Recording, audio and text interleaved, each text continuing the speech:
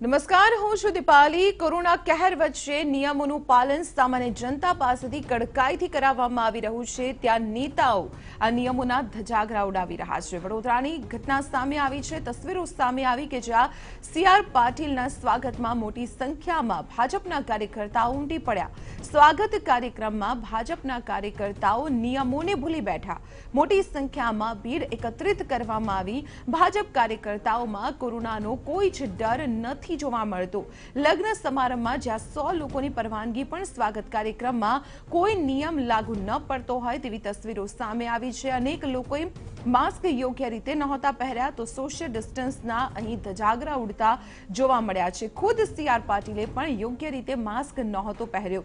ત્યારે સવાલ ઉઠી રહ્યો છે કે જે अधिकारीओ छे, जे पुलिस कर्मचारीओ छे के जो नियमों भंग बदल सामान्य जनता पासे कड़काईथी दंड वसूले छे, ते ज अधिकारीओ शुं आ नेताओ पासेथी दंड वसूलशे?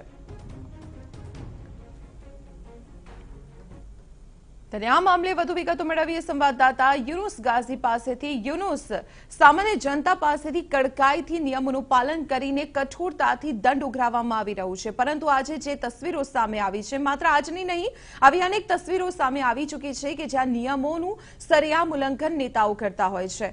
ત્યારે શું સવાલ એ જ ઉઠી રહ્યો છે કે જે અધિકારીઓ છે તે આ નેતાઓ પાસેથી દંડ વસૂલશે?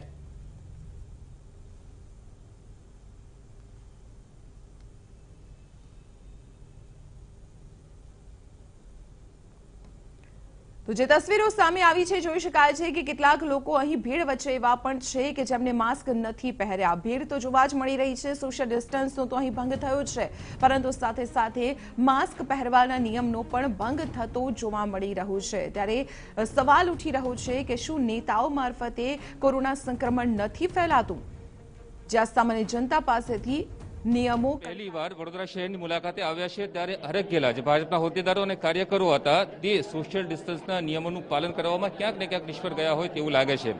સીઆર પાટીલ રેલવે સ્ટેશન પર પહોંચ્યા ત્યારે તેઓનું ભવ્ય સ્વાગત કરવામાં આવ્યું હતું અને રેલવે સ્ટેશનથી મનુભાઈ ટાવર કે જ્યાં ભાજપ કાર્યાલય આવેલું છે ત્યાં સુધી પહોંચતા યુવા ભાજપના કાર્યકરો હોય કે વરિષ્ઠ કાર્યકરો હોય તે તમામ લોકો કોવિડના નિયમોનું પાલન કરવામાં ક્યાંક નિષ્ફળ ગયા હોય તેવા દ્રશ્યો સામે આવ્યા હતા। અત્યારે સીઆર પાટીલે પહેલી બેઠક શરૂ કરી દીધી છે, જે મનુભાઈ ટાવર સ્થિત જે મંત્રના હોલ છે ત્યાં પહેલી બેઠકની શરૂઆત થઈ છે।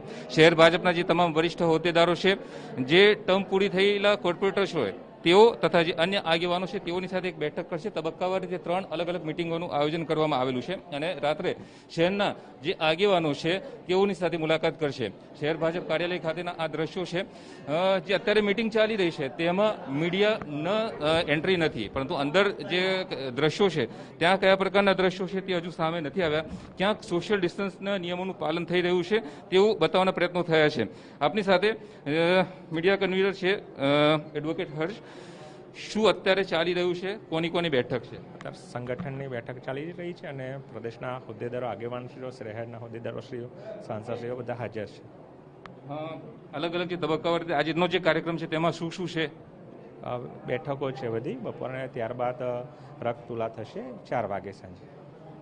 આજે જે અમુક દ્રશ્યો સામે આવ્યા છે, સોશિયલ ડિસ્ટન્સનું પાલન નથી થયું ક્યાંક ને ક્યાંક, તો કેમ આ પ્રકારના જે કાર્યક્રમનું આયોજન છે ત્યાં ધ્યાન નથી રાખવામાં? તમામ પ્રયત્નો કર્યા છે, જેટલા બનતા પ્રયત્નો સોશિયલ ડિસ્ટન્સ જાળવવાના પ્રયત્ન કર્યા છો અને પ્રદેશ પ્રમુખ પ્રથમ વખત આવી રહ્યા હોય, કાર્યકરોનો પણ ઉત્સાહ હોય, ભારે ઉત્સાહ હોય, પણ તેમ છતાં તમામે મોડે માસ્ક પહેરીને અને પૂરતો પ્રયત્ન કરે સોશિયલ ડિસ્ટન્સનું પાલન થાય।